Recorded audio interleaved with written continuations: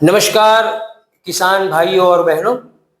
हमें बड़ी खुशी है कि आज हमारे बीच कर्नल मयंक चौबे जी, जो भारतीय सेना से सेवानिवृत्त हैं, पधारे हुए हैं। आज हमारे संस्थान कृषि वानिकी में एक राष्ट्रीय स्तर का कॉन्फ्रेंस है, जिसमें आप विशिष्ट अतिथि के रूप में आपने अपने विचार रखे हैं। बड़ी खुशी है कि महोदय हमारे संस्थान में पधारे हुए हैं और भारतीय सेना, जिसका नाम लेते ही गौरव महसूस होता है, सीना चौड़ा हो जाता है।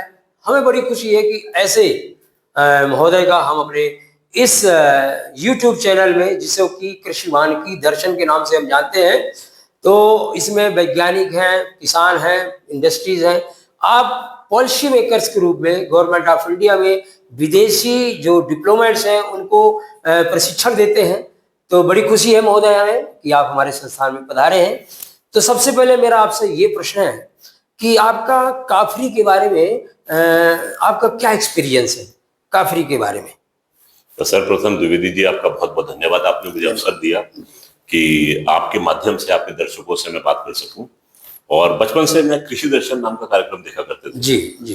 तो आज आपसे बात करके वही बचपन जाग रहा है और याद आ रही है कि किस प्रकार से जब कलर टीवी का आगमन हुआ था तो हर एक दृश्य पटल पर हम देखते थे उस कार्यक्रम को। बहरहाल, आपने जिक्र किया काफरी का, central agro forestry research institute का।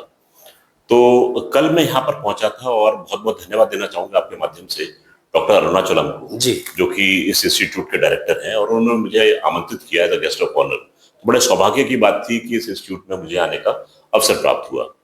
कल शाम को ही उन्होंने मुझे एक तरीके से ड्राइव थ्रू कराया पूरे इंस्टीट्यूट का, और ड्राइव थ्रू का नाम भी उन्होंने दिया कि चलो हम जंगल सफारी पर चलते हैं। जी। अब चूंकि ये एग्रो फॉरेस्ट्री इंस्टीट्यूट है तो नेचुरली जंगल का समावेश तो इसमें होना स्वाभाविक ही है। तो हम लोग जब रात को गए वहां पर तो उन्होंने बताया कि यहाँ पर कितने किस्म की वाइल्ड लाइफ है। जी। यहाँ पर नीलगाय हैं, मोर हैं और अन्य प्रकार के वन्य जीव जो है वहां पर रहते हैं। 254.816 एकड़ के वर्ग क्षेत्र में फैला हुआ ये इंस्टीट्यूट अपने आप में एक बहुत बड़ा इकोसिस्टम मुझे देखने को मिला। बहुत बड़ी एक वाटर बॉडी थी जहां पर उन्होंने, रात का समय था, उसका अनुभव कराया और फिर हम लोग आगे बढ़े और पूरा ड्राइव करके अंधेरे में वापस लौट कर आए। मैंने एक और चीज नोट की कि किस प्रकार से हमारे साइंटिस्ट जो हैं पर्यावरण के प्रति सजग हैं।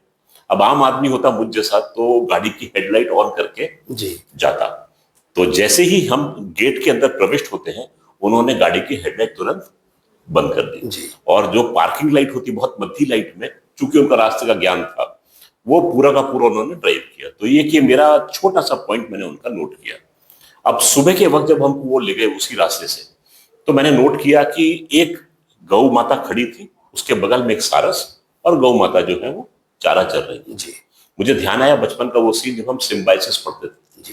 कि किस प्रकार से एक जीव दूसरे जीव पर आश्रित है। जी।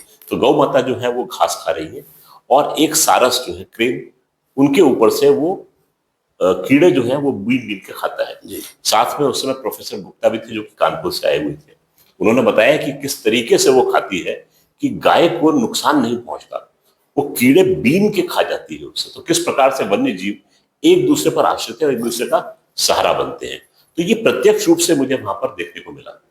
नंबर 2, वहां पर मैंने ये भी देखा कि किस प्रकार से आपने बायोफेंस बना रखी है। जी।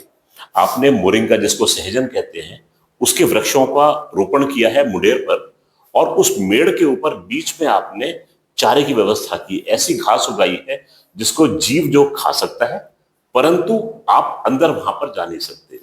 तो किस प्रकार से आपने एक तरीके से मेड़ बनाई है और मेड़ में भी ऐसे वृक्षों को लगाया है जो कि जीवों के लिए हितकर है। दूसरा मैंने देखा उन्होंने बायोफेंस बनाई थी कीकड़ की, कि जिस प्रकार से नीलगाय जो है उसको भेद के आ ना पाए। तो कीकड़ किस प्रकार से रोपित किए गए थे, आड़े तिरछे, जो कि एक तरीके से हरियाली भी थी और फेंस का काम भी कर रही थी।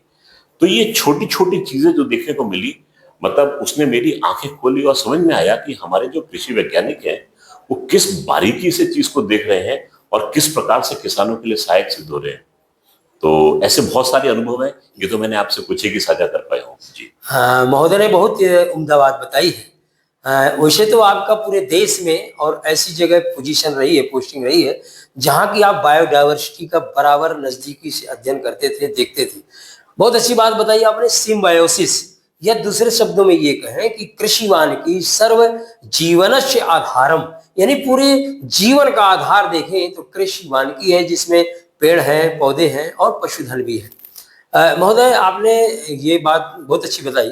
अब आप हमको ये आप अपने अनुभव के आधार पर बताएं, क्योंकि आप पूरे देश में रहे हैं और बॉर्डर्स में रहे हैं, कि जो ट्रीज हैं, वृक्ष हैं, या कहिए कृषि वानिकी है, इनका फ्यूचर में क्या महत्व होने वाला है, कैसे आप देखते हैं?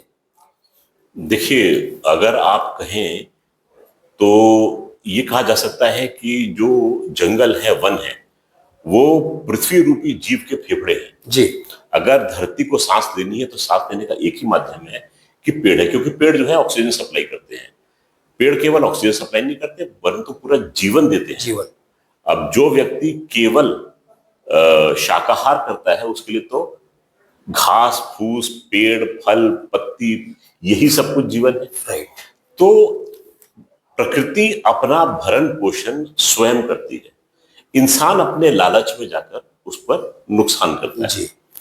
हम चलते चलते डेवलपमेंट के बहाने ये भूल गए हैं कि धरती भी एक समय पर आपकी गलत हरकतों को सहन कर पाएगी, उसके बाद में वो बेचारी भी हार मान जाएगी। तो हम जो देखते हैं कि जिस प्रकार से प्रकृति कुपित होती है, बाढ़ आएगी, भूकंप आएंगे, धरती सरकेगी, भूस्खलन होगा, ये सब उसी का नतीजा है कि हमने लालच में धरती माँ को ऐसा कष्ट पहुंचाया। तो धरती माँ जो है वो कब तक सहन करेगी हमारी इन हरकतों को? तो हमारा फर्ज बनता है कि हम भी जिस प्रकार से हम अपनी माता जी की देखभाल करते हैं, इस धरती माता की हम पूजनीय है हमारे लिए। हम स्वयं जानते हैं कि हम इस राष्ट्र में, इस कल्चर में धरती को अपनी माँ मानते हैं।